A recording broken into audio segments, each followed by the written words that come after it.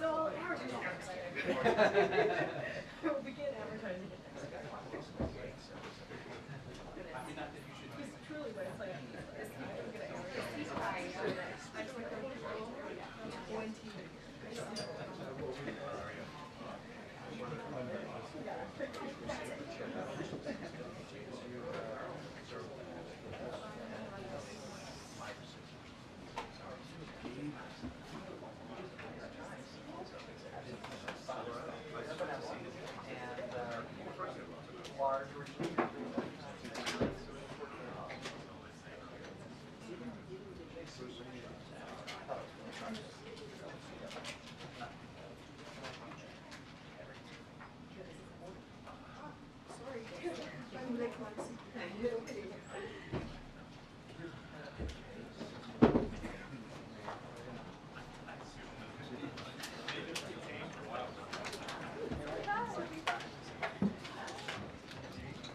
Hi everyone, good afternoon. I have just a couple things at the top, and then we'll get going. So tomorrow, as you all know, the President is going to be traveling to Baltimore, where he will receive an operational update on response efforts from the Unified Command. Leaders from the Coast Guard and the Army Corps of Engineers will share updates on the assistance they are providing to state officials in surveying and removing the wreckage in the channel and allowing the Port of Baltimore to reopen as soon as humanly possible. The President will be joined by Governor Moore and other Maryland and Baltimore area elected officials. He'll also be joined by Secretary of Transportation Pete Buttigieg. As we all know, 6 individuals tragically lost their lives when the Francis Scott King Bridge collapsed last week. They were hard workers laboring in the middle of the night to repair potholes on a bridge that tens of thousands of travelers crossed every day. The President will meet with loved ones of those individuals during his trip tomorrow. The President is continuing to lead a whole-of-government approach in responding to the bridge collapse. As the President said, within hours of the collapse, this administration will be with the people of Baltimore every step of the way. SBA Administrator Guzman is in Baltimore today as part of this administration's efforts to support small businesses in need.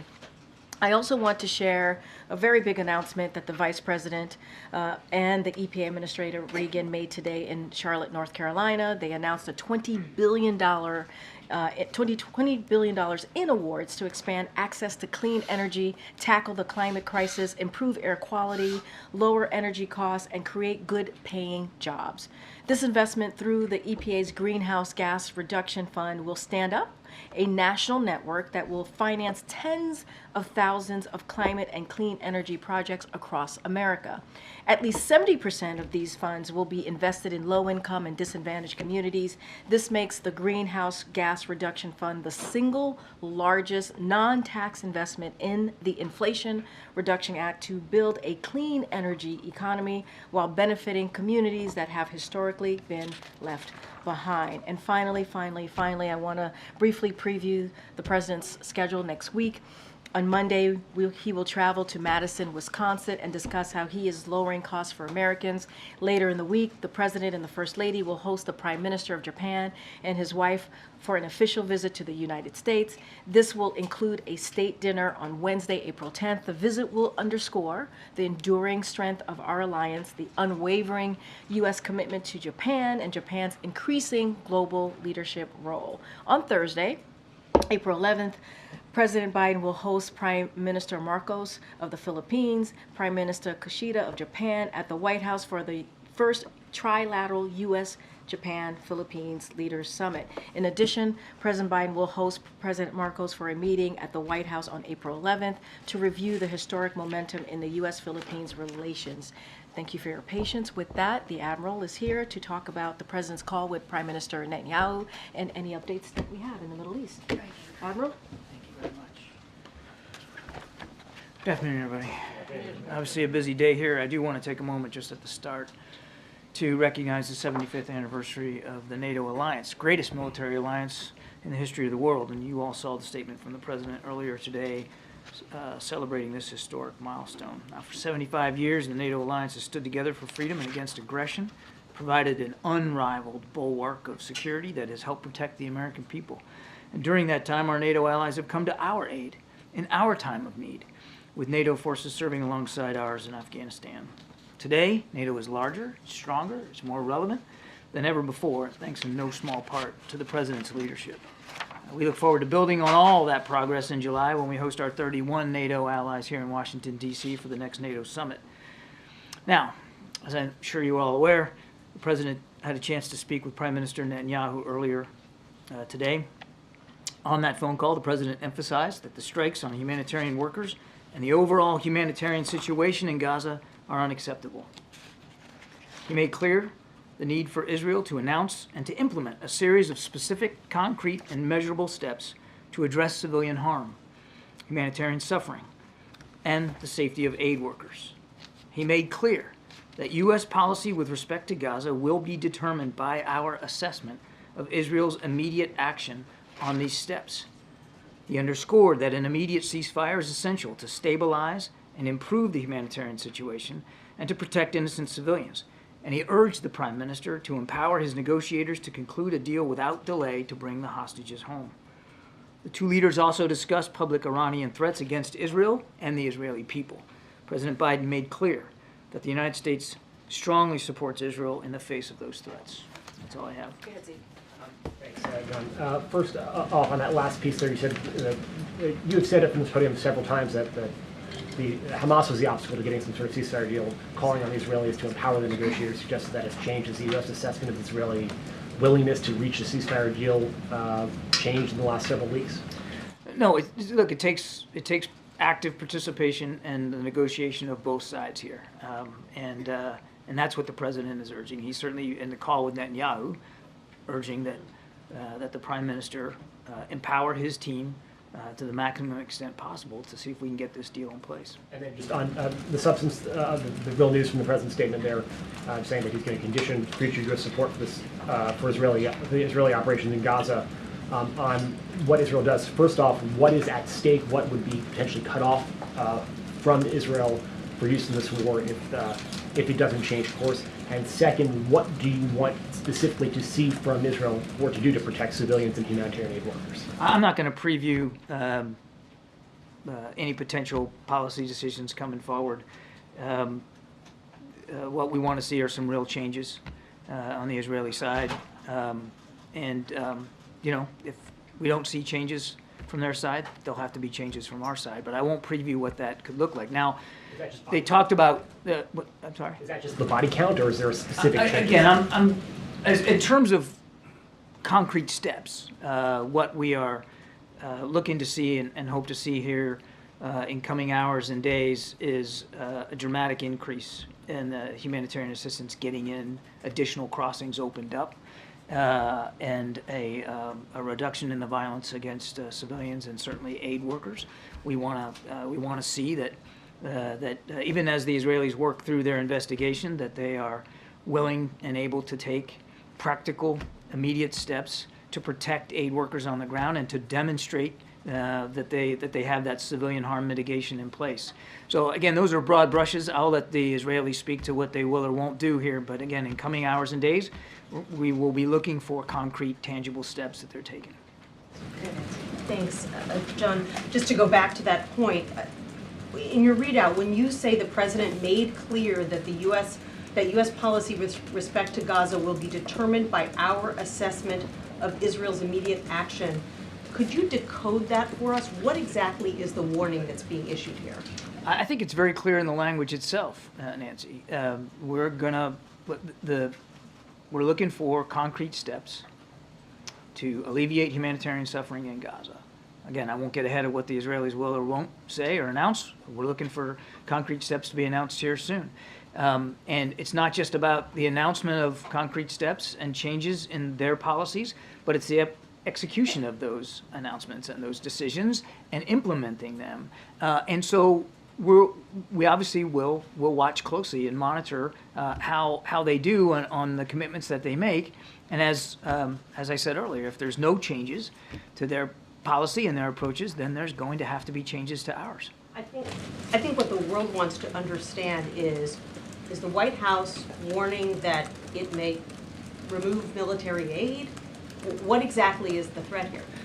I think I've stated it pretty clearly, and I'm not gonna, as I said earlier, I'm not gonna preview steps. I'm not gonna preview decisions that haven't been made yet. But there are things that need to be done. There are too many civilians being killed. The risk to aid workers is unacceptable. Now we have certain aid organizations that are reconsidering whether they're even going to be able to continue operations in Gaza while famine looms. So there has to be tangible steps. Let's see what they announce. Let's see what they direct. Let's see what they do. But I'm not going to get ahead of that. I'm going to try this one more time because the I president. reckon you would. That's what we do. The president seems to have said to the prime minister today, make these concrete changes or else. It's the or else that I want to make clear here. Is the president threatening to withhold aid to Israel if they do not make these changes? The president made it clear that our policies with respect to Gaza will be dependent upon our assessment of how well the Israelis make changes and implement changes to make the situation in Gaza better for the Palestinian people. And how much time are you giving them to make these changes, to implement these concrete Again, steps? we would hope to see some announcements of changes here in coming hours and days, and I'll leave it at that. That's short. Hours and days. John, why today? Why today? What? Why today for the phone call? Why?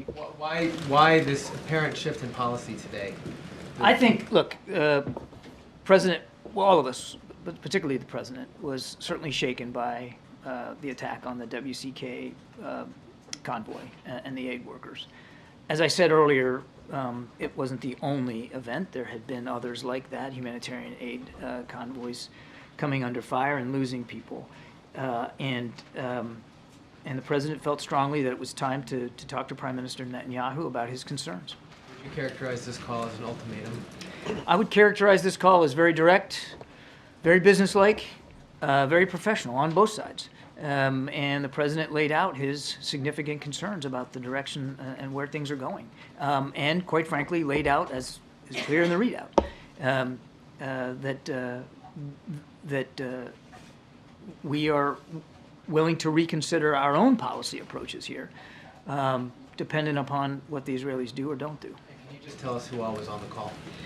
Well, it was a bilateral call between the two leaders, Prime Minister Netanyahu and the president. They were the only two speakers on the call. But Vice President Harris also dialed in? Vice or President Harris did dial in, yes. Secretary of State? Secretary of State dialed in, Jake Sullivan, yes. I don't know who was also listening in on the Israeli side, but the discussion was between the two leaders.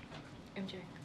So, Admiral, you're not specifying what concrete steps Israel must take exactly. I gave you a broad sense of it. We want to see more crossings opened up. We want to see more trucks getting in, particularly from Jordan. We want to see tangible steps at the mitigation of civilian harm, particularly to humanitarian aid workers, but obviously all civilians. But we want to see that they have moved forward on proper steps to deconflict with aid workers as they move around, that the information flow is viable. Sure, but that's language we've heard for weeks now. You're not talking about sort of telling us how exactly you will measure those measurable steps, right?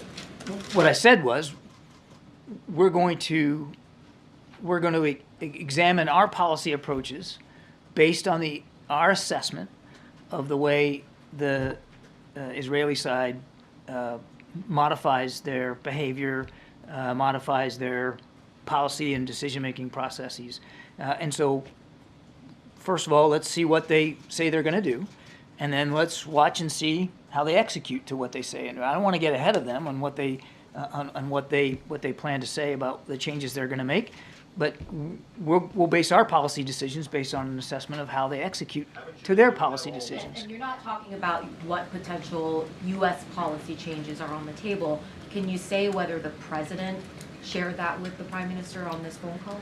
The president made clear that absent changes in the protection of civilians on the ground, absent changes to the volume of humanitarian assistance getting in, absent any movement on a ceasefire that will allow hostages to get out and more aid to get in, absent a calming down, that he will have to reconsider his own policy choices with respect to Gaza. And one of the 7 aid workers was obviously a dual American citizen. Did the Prime Minister offer the President an apology?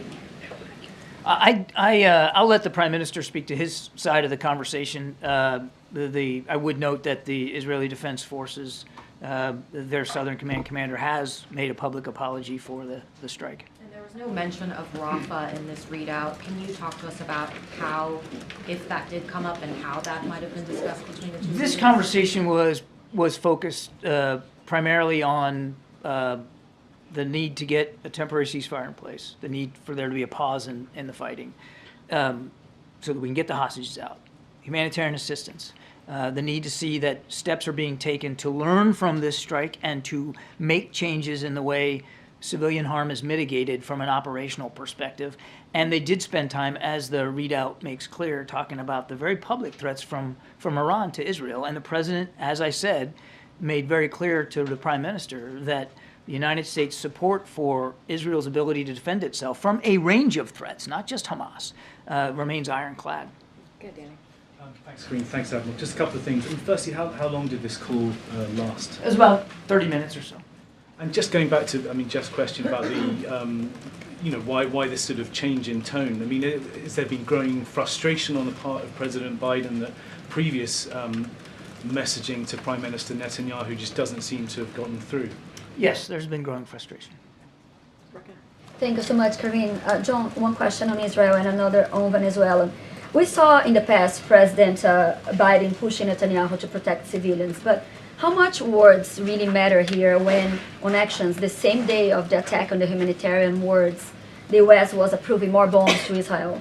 We are now 6 months into the war. How much the U.S. actions are actually encouraging Israel to not do enough to protect civilians? Yeah, look, I'm kind of glad the question came up because I would tell you, when I've seen press reporting, about the arms sales and that kind of thing, and I would just remind you that with the exception of the immediate 2 months after the attack, we haven't really sent emergency aid and military assistance to Israel. There was in the first couple of months. But what you're seeing here is the result of a process of foreign military sales to Israel that takes years. And a lot of this material that's been reported publicly was notified to Congress many, many months, if not years ago, and are in the train to get to Israel. I think it's important to remember, as I tried to mention in the last answer, that Israel still has a lot of threats it faces. I mean, we're all focused on Hamas, and I understand that, but they still face active threats throughout the region, including from Iran. And the United States still has an ironclad commitment to help Israel with its self-defense. And so a lot of these articles, including the 2,000-pound bombs and the F-35s, those are things that have been long in the train and not tied. The foreign military sales process was not tied to this conflict. Can I have one more on Venezuela quick? Because yesterday Nicolás Maduro enacted a law creating a province of Venezuela in Guyana, and he accused the United States of building secret military bases in Essequibo. So what is your reaction? And is the U.S. considering build a military base to support Guyana to defend their sovereignty? There's no plans for a secret military base. And we've said many times that there's an 1899 arbitral ruling about the border between Guyana and Venezuela, and we want both sides to respect that ruling and to do it peacefully. Thank you. You said we would hope to see an announcement of changes. I'm wondering if that is just hope, or is it an expectation? Is it based on a commitment? We expect that there will be some announcements coming from Israel in the coming hours and days, but I want to respect their right to manage that process on their own. Okay, and was there any update given by the Prime Minister on what exactly happened with the World Central Kitchen envoy? They didn't talk about the actual strike in great detail. The Prime Minister did reiterate, as his military has reiterated, that this was on them, that the investigation was concluding, that he looked forward to seeing it, and that, you know, he would take appropriate actions to make sure something like that couldn't happen again. I mean, they did, obviously they talked about it, of course. But did they go through point by point the investigation's findings? No, because I think the Prime Minister's office is still evaluating the actual investigation results. And just to try to get a technical understanding, as you described the very long process of supplying arms to Israel, if this contingency isn't met and there is a change in U.S. policy, how easy or hard would it be to slow down or change shipments to Israel based on current law and all of the requirements and all the things you just described? Yeah, again, I don't want to get ahead of where we are. Let's see what the Israeli side does and says and what they implement and where they go before we talk about actual policy decisions. And I'm certainly not going to close down decision space for the President of the United States. He gets to make those decisions. But, I mean, obviously, as Commander-in-Chief, and yes, the foreign military sales certainly is supported by legislation, but there are certain authorities that you can do to manage that. But again, let's not get ahead of where we are. This is really about seeing what the Israelis say they're going to do and then act on those changes. Admiral, has the U.S. lost its leverage with Prime Minister Netanyahu? You know, I keep getting this question about leverage. Israel's an ally and a friend and a partner. And the president believes strongly and has for his entire public career in the security of the Israeli people and the longevity of the Israeli state. And that's not going to change. I can say unequivocally, and I don't think the Prime Minister would mind me saying here, that in the call today, the Prime Minister reiterated his thanks to President Biden and this administration for the support that we have continued to provide Israel. It's long-standing. It was before the 7th of October, and it is now. And that support's going to continue. But again, with respect to Gaza, we need to see certain changes. And if we don't, then we'll have to consider changes to our own policy. But it's not about leverage. It's about the relationship, and it's about the credibility. I would even say the unique credibility that this particular president has in Israel and with Israeli leadership based on his long public service of support. When you talk about this relationship, do you think the Prime Minister is really listening? It was, I think it was evident in the phone call today. It was a good discussion, direct, no question, but a good discussion, and I believe the president made very clear his concerns, and the Prime Minister acknowledged those concerns. In terms of the timing of this call, we understand that this call was set up after the strike on the World Central Kitchen workers. Would you say that this call was a direct result of that? Was that the reason behind the call? Yes. And then one last thing, response to Jose Andres, Chef Andres says that the convoy was deliberately targeted. Any response from the U.S. on that? Again, I haven't seen the Israeli investigation. They have said themselves publicly, after a preliminary investigation, that there was no deliberate targeting of WCK and Chef Andres. They're working their way through now an independent follow-on investigation, which I understand is very, very close to complete. The Prime Minister just talked about it broadly and reiterated today, the Prime Minister reiterated today, that there was no deliberate targeting of that aid convoy. Good night. Thank you, Karine. Two questions.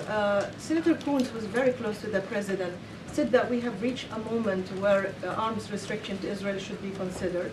Senator Warren also said that Israel has violated our own laws. Are they wrong in their assessment? The President, I think it's clear in the readout, Nadia, that the President has made it clear today that if we don't see changes to the way the IDF is treating innocent civilians and aid workers and flowing the humanitarian assistance, that he's going to have to reconsider our Gaza policy. So, I mean, he was very direct with the Prime Minister about that. I'm not going to close down his decision space As satisfying as that may be for some of you, I can't do that. But he made it very clear that we need to see some changes on the Israeli side. I want to ask you about a very disturbing investigative report by an Israeli journalist who said that is the White House aware of an AI program called Lavender that's been used by the Israeli army to target operatives in Gaza in what they call a kill zone, where this program has only 20 seconds of human supervision, and it led to the death of thousands of women and children in Gaza. Are you aware of it, number one? And second, does the White House believe that AI can be used in this way without supervision? I'm not aware of it. You're going to have to let me take that question. We'll get back to you. Thank you so much, John. I'm going to start with the Trilateral Summit, then I'm going to move on to Rwanda. First of all, looking ahead to the Trilateral Summit next week, what are some of the priorities? And we recently heard the Filipino ambassador say that the U.S., Japan, and the Philippines are going to start joint patrols in the South China Sea very soon. Can you confirm that and give us any details? I believe the Pentagon will have more to say about that this afternoon. So I don't want to get ahead of them on that. We're always looking for opportunities to improve cooperation with our allies in the Indo-Pacific. We're looking forward to this trilateral summit next week. I think it'll be very, very important. As you know, we have self-defense treaty commitments with both countries. And so the chance to sit down with both his Japanese and his Filipino counterparts is something the President's very much looking forward to. There's an awful lot to discuss. Certainly the tensions in the South China Sea are not going away. That was an issue that was raised in the President's call with President Xi just a couple of days ago. And so there's an awful lot to talk about there. Cool. Then on Rwanda, Cool. I'm going to ask a multi-part question. Cool. I did not think my answer was cool, but I appreciate it. It's a small country, doesn't get a lot of attention, but President Biden has decided to send President Clinton Correct. to observe the 30th anniversary of the genocide. What message does this send to Rwandans who are understandably upset about President Clinton's lack of action when the genocide was happening? Secondly, what message is President Clinton taking to President Kagame, who's been in power since 1994 and has become increasingly authoritarian? And then finally, in 1998, President Clinton pledged the Rwandan people that his administration was going to work to identify triggers of genocidal activity so that something like this never happened again. Do you think Washington has improved on that front in the last 30 years? I believe, I can't speak for every administration between 1998 and today, but I can tell you that President Biden absolutely takes those responsibilities very, very seriously, particularly when it comes to genocidal threats, wherever they occur around the world. And he's very grateful that President Clinton has agreed to lead the delegation for the 30th anniversary. 800,000 people slaughtered in that conflict. And our hearts and our prayers go out to the families of the survivors, of those who were killed. Just a dreadful situation. And again, the President's grateful that President Clinton has agreed to go down there and represent the administration. Good, Phil. Thank you. I have two questions, one on Israel and another on China. At this point in the conflict, does President Biden believe that a military victory against Hamas is possible for Israel? Obviously, that's going to be up to the Israeli Defense Forces and the Israeli government to determine. As I've said many, many times, it's difficult to eliminate an ideology with military means, but you can absolutely, through military means, decapitate their leadership, dry up their resources, eliminate their infrastructure, their ability to operate, store weapons, train troops. I mean, all of that stuff can be targeted with military means. But as I've also said, and you have to keep it in the context of this call, it matters how you do that. It really matters a lot how you do that. And it's the how that the President was focused on today, and the way these operations are being prosecuted, and the additional harm that's coming to civilian aid workers and innocent Gazans. And then Xi reportedly told President Biden during their summit in San Francisco that Beijing plans to reunify Taiwan with mainland China. Did the Chinese leader bring up similar sentiment in their call the other day? And if so, what was President Biden's response? Certainly Taiwan came up in the context of the call. There's not a single discussion that we don't have with senior leaders in the PRC where we don't talk about Taiwan. Of course it came up. I won't characterize President Xi's comments, but I can tell you that President Biden was very, very clear that nothing's changed about our one China policy. We don't support independence for Taiwan, but we also don't want to see the status quo changed in a unilateral way, and certainly not by force. Okay, a couple more. Go ahead, Derek.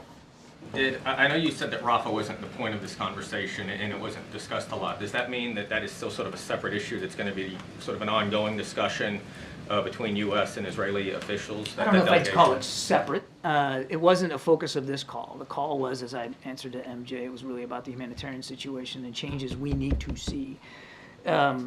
But we look forward to having another conversation with Israeli counterparts in coming days, hopefully in a week or so, on Rafah specifically. And we hope this next one will be in person, but we'll have more to say about that as we get closer to it. So an operation in Rafah would not sort of run counter to these new conditions that the president laid out to the I didn't say that at all. I mean, one of the big concerns about a ground operation in Rafah that we've expressed is the damage it could do, the death and destruction it could render to the 1.5 million Gazans that are seeking refuge there. So, again, today's call was really focused on humanitarian assistance, civilian casualties, and that includes humanitarian aid workers. You can't talk about Rafah and the possibility of operations going after those Hamas battalions in Rafah without also talking about the humanitarian situation down there, which is dire. Yeah, Brian. Thanks a lot, Admiral. Does President Biden agree with Donald Trump that Israel's war against Hamas is taking a long time? I'm not going to compare the president's views to Mr. Trump. I think you can understand I need to stay out of that. All I would tell you is we have expressed our concerns about the manner in which operations are being conducted, and the speed and the energy with which we want to see changes to the way those operations are being conducted, and I think I'd leave it at that. Does the president think that Israel's war against Hamas is taking too long? The president believes that they have a right to go after the Hamas threat, which is still viable.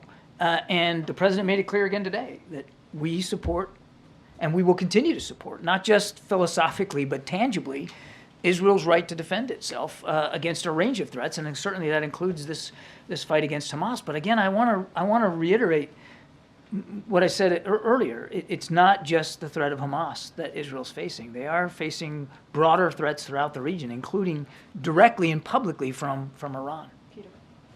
John, a follow-up on that first.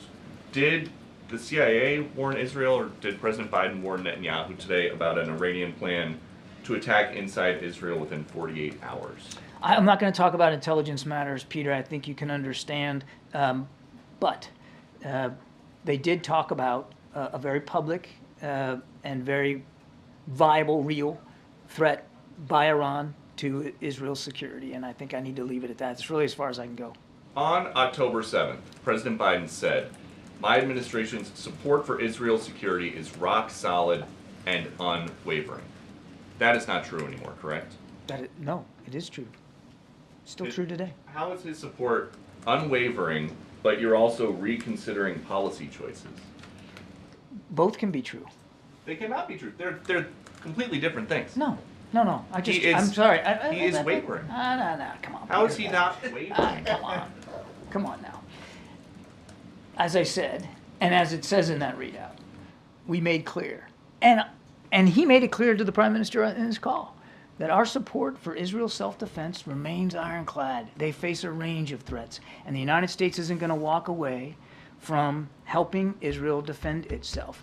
That said, you can say all that, and you can act on that, and you can believe that, and the president does, and still believe that the manner in which they're defending themselves against the Hamas threat needs to change.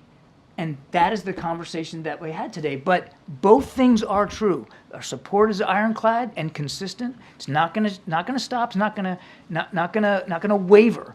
But will there perhaps be some policy changes we might have to make if we don't see policy changes out of Israel? Yes. How is that unwavering? It sounds like you guys are trying to have it both ways here. No, I don't know that I can. Israel, but we are going to make all these changes because we don't support Israel. I didn't say we're going to make changes. I said we need to see how Israel responds to the humanitarian crises in Gaza and how they respond to the protection of aid workers, I think we can all agree. I think you would agree. You don't want to see innocent civilians killed or targeted, do you? You don't want to see Gazans starve. You don't want to see famine in Gaza, do Nobody you? wants Of course to see that, not. but you're So- the policymaker and you're talking about policy changes. So- That is not what you were talking about on October 7th. Because When it things was have solid and unwavering. on October 7th, there wasn't near famine in Gaza. On October 7th, there wasn't a diminution of trucks getting into Gaza. On October 7th, we didn't see thousands and thousands of innocent people killed. I mean, I could go on and on. We're talking about a conflict there which is dang near at 6 months here. This weekend, 6 months. And it has changed over time. And what the president's message today was, we need to see some changes in the way Israel is dealing with that threat. That's what two good friends and allies can discuss. This isn't about changing our support to Israel or the security of the Israeli state. And I just have to take issue with the premise of the question. Okay, just the last one then. Where is President Biden on any of this? When he wants to talk about how angry he is or frustrated he is about the high cost of insulin, he comes out and gives an impassioned speech. Where is he on any of this? He's been talking about this. He's been issuing statements on this. In private? No, that statement, last I looked, was public. But where is he? Why isn't he here right now? I'm sure you'll continue to hear from the president about this and many other national security issues. All right, we gotta wrap it up. Go ahead. Thanks. Can you share anything about White House views on the upcoming UN Security Council resolution to prohibit nuclear weapons in space, which is scheduled to vote as soon as Friday? Yeah, actually I can. And if you don't mind, I do have some notes. I want to make sure that I get this right. But I think last month, Ambassador Thomas Greenfield announced that the United States and Japan would put forward a Security Council resolution calling on all countries not to deploy nuclear weapons in space or to develop nuclear weapons specifically designed to be placed in orbit around the Earth. And we will be bringing this resolution to a vote in New York early next week. Now, the vote should be straightforward. The Outer Space Treaty, which has been signed by more than 130 countries, including Russia, the PRC, and of course the United States, prohibits the deployment of, quote, nuclear weapons or other kinds of weapons of mass destruction, end quote, in orbit, period. And we have heard President Putin say that Russia has no intention of deploying nuclear weapons in space. So we look forward to Russia voting in favor of this resolution. There should be no reason why not to. And if they do, then I think that should open up some really legitimate questions to Mr. Putin about what his intentions really are. SV, you have the last question. Admiral, could you clarify on the ceasefire language that the president used in the statement?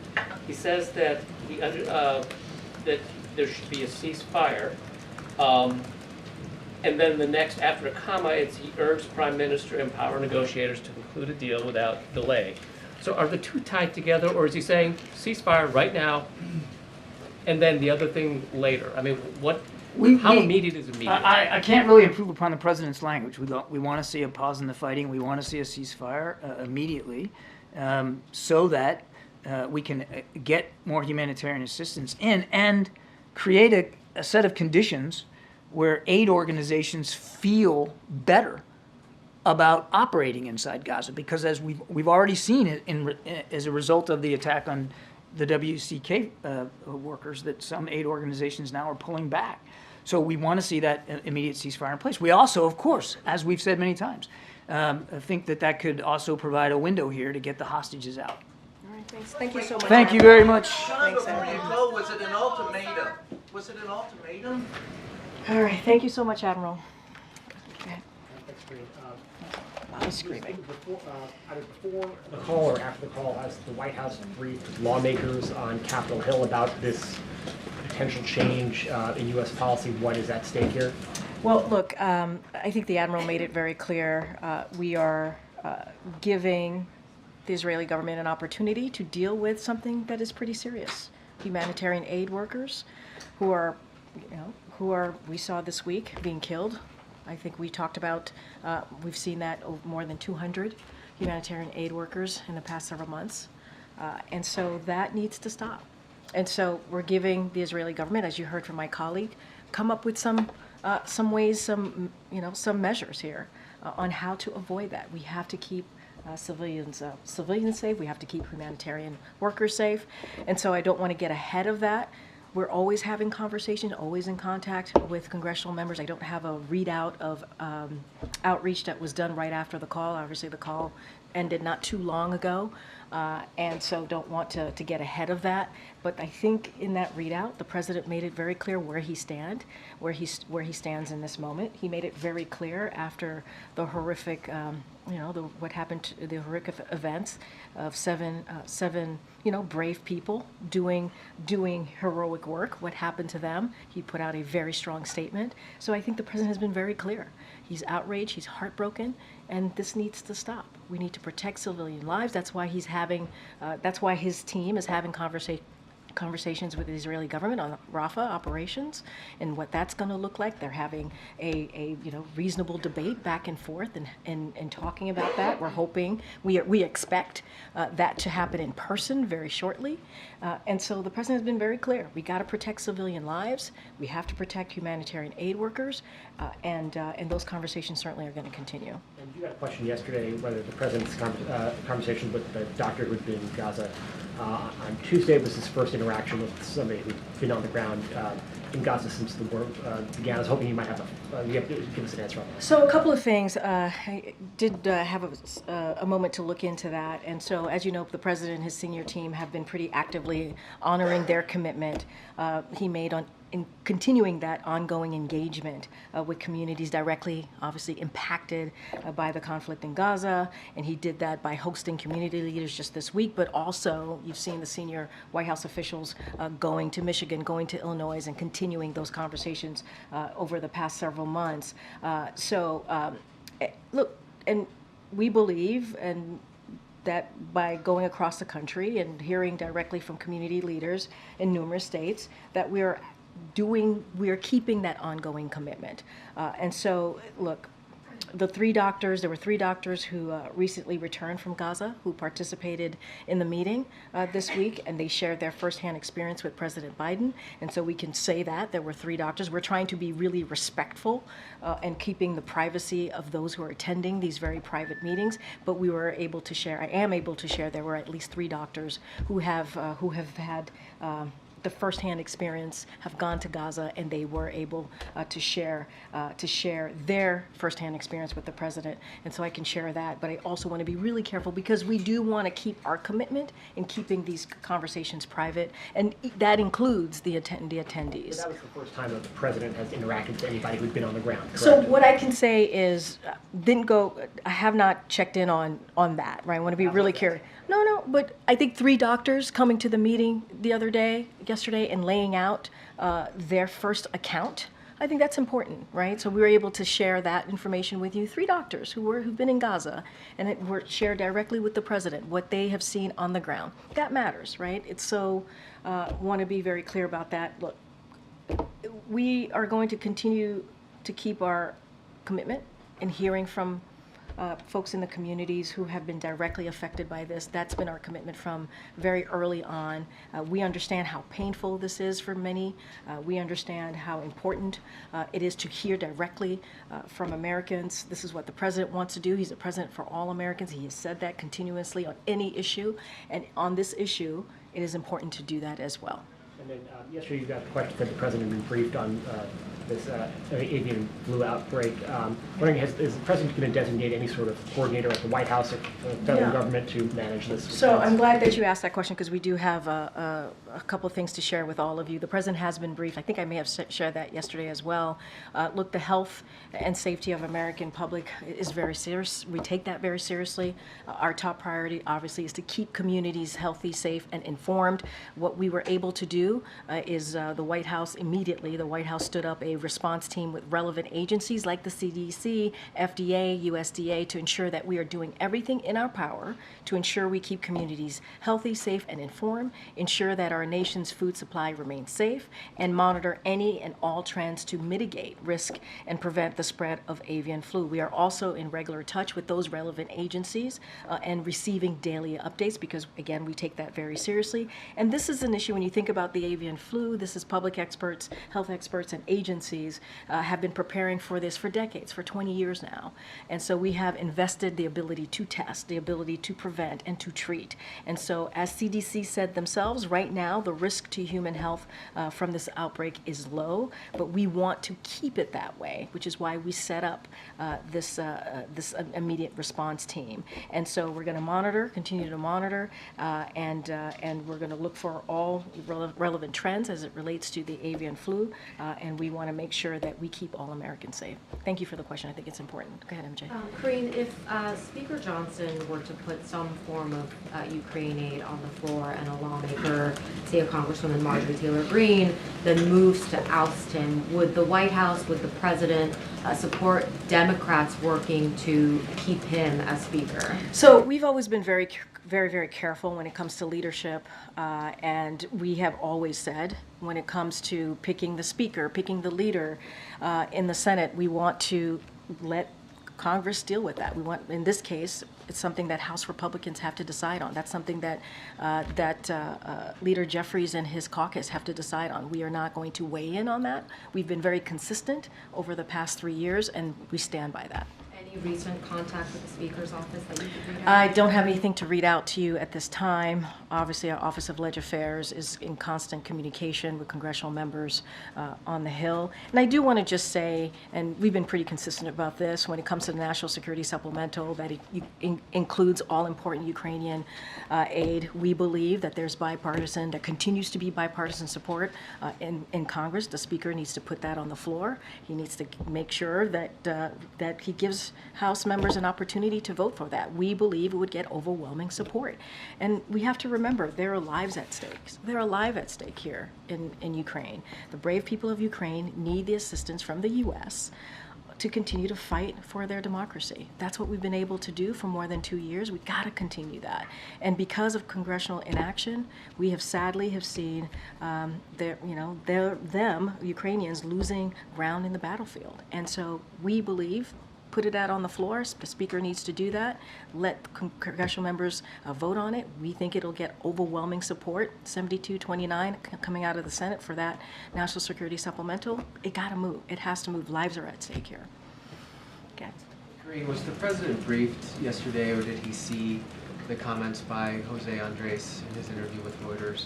He's aware. He's aware. He's been briefed, and he's aware by the comments. Look, you saw the President, we put that in his statement. Obviously, we made sure that it was in his statement, how he felt about his relationship, his friendship with Chef Andres. He considers him a friend. He sees him as a hero in everything that he has done, not just in Gaza, but across the globe, in feeding people who are in need, the humanitarian assistance that he provides. We have said the op-ed that he wrote is incredibly powerful. And the first couple of words out of his statement yesterday was outrage and heartbroken.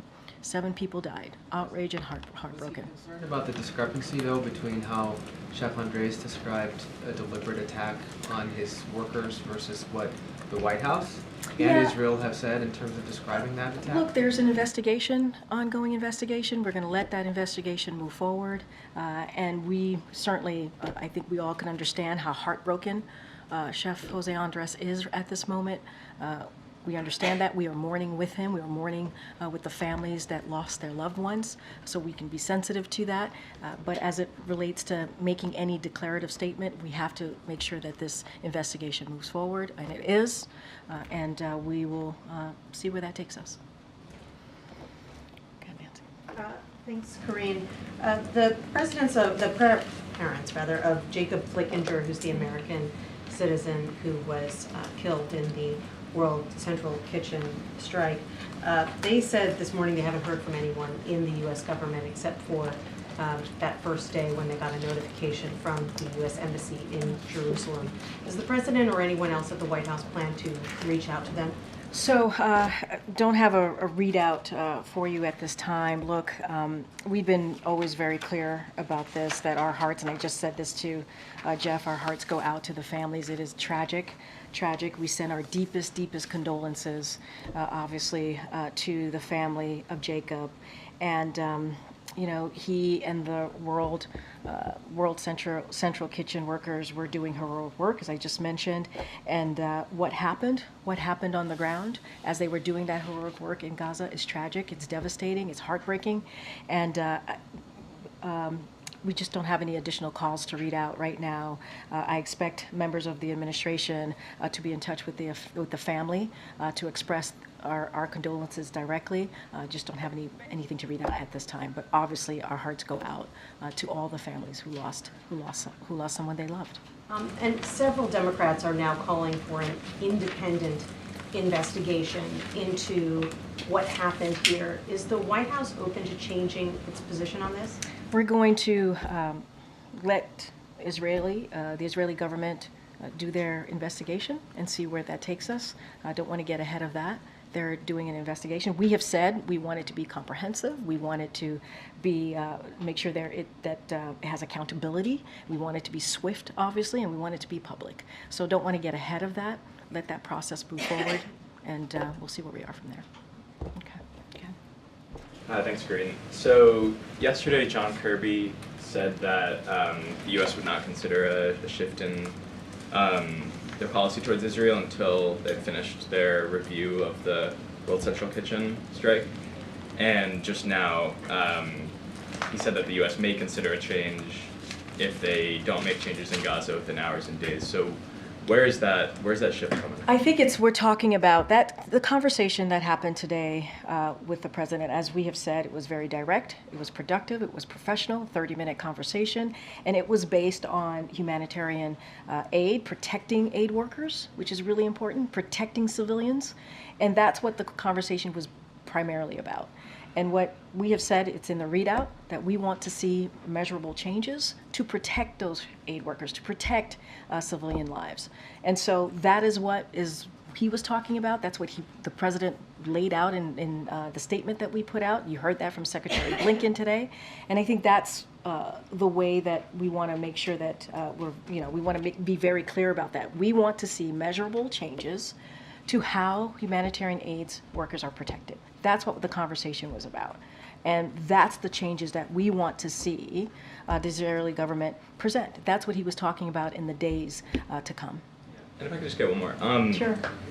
Yesterday, Benny Gantz, the Israeli War Cabinet Minister, called for Israel to hold early elections by September. Where does the White House stand on that? We're not gonna get involved in the Israeli government or any government's elections. That is something for them to decide on. It's not coming from here. I have a question about electric vehicles. Ford said today it's delaying production on an electric SUV. Tesla earlier this week said that its sales are plunging. Do these types of developments make the administration rethink their EV policy? No, not at all. Look, when it comes to EV sales, they're reaching record highs. EVs are more affordable than ever, and that's because of the work that this administration has done. Last year, EV sales surpassed 1 million for the first time ever. That's a 50% increase. That matters. Under President Biden, EV sales have more than quadrupled. Sales of hybrids and EVs are now a record high of 18% of all light-duty vehicle sales. Average price of an EV is down 20% from just a year ago, just 1 year ago. So we believe that this is part of, well, I should say, the president has always said that he wants to make sure we do everything that we can to lower cost, lower prices. This is part of that, and also do everything that we can to deal with a climate crisis, and this is part of that. So is it realistic to go from about 7 or 8% of sales to 50% of sales in 8 years if the automakers themselves are cutting back on production? We believe, and we've seen that U.S. manufacturing jobs have increased. Jobs have indeed increased. And when you see a boom like this, that means you need auto workers, right? It can't happen on its own. And so we believe this is working. We believe this is part of what the president has promised. And we want to see a manufacturing industry that's for the future of this country. And that's what we're seeing. And that's what the president's working towards. Question about yesterday's call with President Xi. If President Biden is concerned enough about TikTok to bring it up on a call with the president of China, why is he and why is the vice president, why are they still making videos for TikTok? That's coming out of the campaign, so I would refer you to the wait, that's, I understand. It is the campaign's decision. I would refer you to the campaign. We have been very clear. We are not trying to ban TikTok. We're not trying to ban TikTok. We're talking about a divestment. You heard that from the National Security Advisor when he's been here a couple times at the podium speaking to TikTok and the legislation and how we're trying to move forward. It is a platform that we really need to take seriously here. We're talking about on national security. And so we've talked about not banning, divesting. Not banning, divesting. So we want to be very clear about that. Go ahead, Karen. There's a report from Bloomberg that the White House, specifically Jeff Zients and Will Brainard, are calling major Baltimore employers, including Amazon and Home Depot, encouraging them to not cut jobs in the wake of the bridge collapse. Can you confirm that that outreach is happening and other outreach like that, and what is the message from the administration to those big companies? So a couple of things that, and I think I've read this out before, that we have been doing as it relates to supply chain and the potential economic impact. The President's Supply Chain Distribution Task Force has convened multiple times at this point to analyze the impact of supply chain, which has so far been manageable, which is important. The task force worked with railroads to set up new service lines and with ports and ocean carriers to divert vessels. The SBA, the Small Business Administration, has made low-interest disaster loan assistance available to eligible businesses and set up business recovery centers to help on the ground as it relates to your question about Chief of Staff Zients and other senior White House officials. They have called major employers in the Baltimore area, including retail chains and distributors, to encourage them to retain workers. So we wanted to make sure that we're having those important conversations for the people of Baltimore, obviously. They're also working with SBA to reach out to small businesses and are in touch with local unions alongside the Labor Department as well. So we're going to do everything we can to have these conversations with stakeholders so that we can identify any and address any potential disruptions. And so if anything, this should show that this is an administration that's being active and we're being proactive, obviously, in trying to make sure that we deal with any potential economic impact. Right now, as I said at the top, we see this being manageable, and this is why these conversations are critical with stakeholders at this time. Will the President have any update tomorrow for state and local officials about Congress moving forward on the funding package? So I'm not going to get ahead of the President. He, as you know, he's going to be there on the ground. We'll certainly have more to share later tonight. As I mentioned at the top, he's going to have an opportunity to engage with family members. We lost, as you know, we lost lives on that night, and the President, as he does, he understands what it means for people to have loss. He'll be there for those families, just like he'll certainly be there for the people of Baltimore. Okay. Thanks, Karine. I have a question about the state dinner next week. But I saw the White House announce today the dinner itself is going to be held in the East Room. And I was just curious, the last state dinner was held on a tent on the South Lawn. Yeah. Was the East Room chosen out of concern that protesters who have been coming after the president might be shouting out past the South Lawn? And Not at all. contaminating the atmosphere? It's not the first state dinner that's been held in the East Room. I believe, if I'm remembering correctly, South Korea was held in the East Room. So I wouldn't read too much into it. Okay, I'm going to take one more. It's been a while, Karine. Okay, go ahead. Thank you very much. I appreciate you calling. I have thoughts, but I'm going to keep my thoughts to myself. Thank you very much. No, go ahead. No, you are correct. It's been a while, so go ahead. Well, thank you. I'd like to ask you about press freedom and then about a significant White House personnel matter. About press freedom, our government appears to be closer to potentially extraditing Julie and Assange. Press freedom groups say that the case threatens to criminalize our profession. So I'm wondering what the White House's thinking is regarding that matter and the potential threat to press freedom. Does the White House have a stance on the pending federal press shield legislation that passed the House and that Senator Schumer told me he hopes reaches President Biden's desk this year? You're talking about the Press Act more specifically. Yes. Look, and I've said this many times. I said this last week, where journalism is not a crime. We've been very clear about that.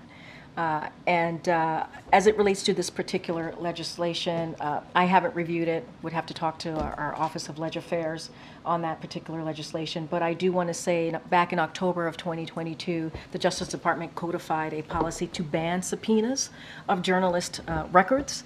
The President strongly supports the right of free and independent press. That is something that the President talked about when he was at the Gridiron. The President talked about this at the last White House Correspondents' Dinner. He's been very consistent about this, and I'll just quote him for a second. "A free press is a pillar of any free society, and while we may not always agree with certain coverage or admire it, we do admire the courage of the free press. Journalism, again, is not a crime." Before moving on, just to confirm, no stance yet on the Press Act that you're aware of, and the Assange matter, is there concern about that? You know, I don't have much more to share besides what I just laid out here, so I'll just leave it as what I just stated to you. Been in prison 5 years. I understand. I heard the question. I'm just not going to go beyond from what I just stated. On the personal matter, I'd like to ask you about my reporting on Anthony Bernal, who is one of the most powerful figures in this White House. The First Lady reportedly refers to him as her work husband. 3 former colleagues have made allegations of sexual harassment against him, building on prior reports of bullying. Some of these sources have worked with you. I think you'd find them credible, but Chief of Staff Zients issued a statement dismissing the allegations as unfounded attacks without even investigating them, which my sources say they're alarmed about because they say it could chill sexual harassment and bullying reports. How can the White House potentially or possibly justify not investigate these allegations when the president says he will fire So a couple people? things. I don't know who your sources are, so I can't, just with all due respect, I can't speak to that, right? I just don't. I mean, they're blind sources. I can't speak to that. What I can speak to is you saw a statement from our Chief of Staff, Jeffrey Zients, saying they are unfounded. You saw a very strong statement from Anthony himself. It was obviously in your reporting, and he said the same. And I cannot speak to personnel investigations here or anything like that. That is not something I will ever speak to. And I'm not saying there is one. I'm just saying that I cannot speak to that, and that's not something I can do. But hold on. I have known Anthony for some time now. I've known him for more than a decade. I've worked closely with him, and I consider him a friend, but also a colleague that I respect. And that's basically what you also heard from Jeffrey Zients. I just don't have anything else to share beyond your reporting. Because the president said he will fire people for disrespecting colleagues, and there's no investigation. I just said to you that they have said themselves, Jeffrey Zients and also Anthony Bernal, that they are unfounded. I can't speak to your sources. Those are your sources to speak to. I cannot. But no special status come from the First Lady shielding him, as some sources believe? I've answered the question. Anthony Bernal spoke for himself. You heard from our Chief of Staff, and gave your publication a statement, obviously, and you've heard from me. I don't have it. I don't have anything else to share. I don't have anything else to share on that. So we don't end in that way. Go ahead, Brian. I guess I want to just clean up something that you've spoken to today. Would you categorize the conversation with Netanyahu that we've been told about all day long? Was it an ultimatum? Did we deliver an ultimatum to him? No, I mean, look, was it a shot across the bow? It was a direct conversation. It was an honest conversation. It lasted 30 minutes, as you heard from my colleague. And we have said this many times before. You've heard this from us. You've heard this from the president himself. The prime minister and this president have known each other for decades. And because they have known each other for some time, they have been able to have a direct and honest conversation. And so after what we saw, especially with seven lives taken who were part of the World Central Kitchen workers, right, who were doing heroic acts, providing humanitarian aid. After what we saw, and you heard from the president, he was outraged. He was heartbroken. He wanted to have this direct conversation on how to keep humanitarian aid workers safe, protected, and also innocent civilians. And that conversation has been happening for some time. And so on protecting innocent civilian lives. I mean, that's one of the reasons, as I stated moments ago, why he wanted to make sure that his team and the Prime Minister's team came together to talk about their potential Rafah operations, because he believes that we need to protect civilian lives, and a major military operation was not the way to go. Understanding that there are Hamas operatives in Rafah, but we have to make sure that we protect innocent lives here. So they had a very direct conversation. That is because they've known each other for many decades. All right, everybody, thank you so much. We'll see you. Hopefully, we'll see some of you in Baltimore tomorrow.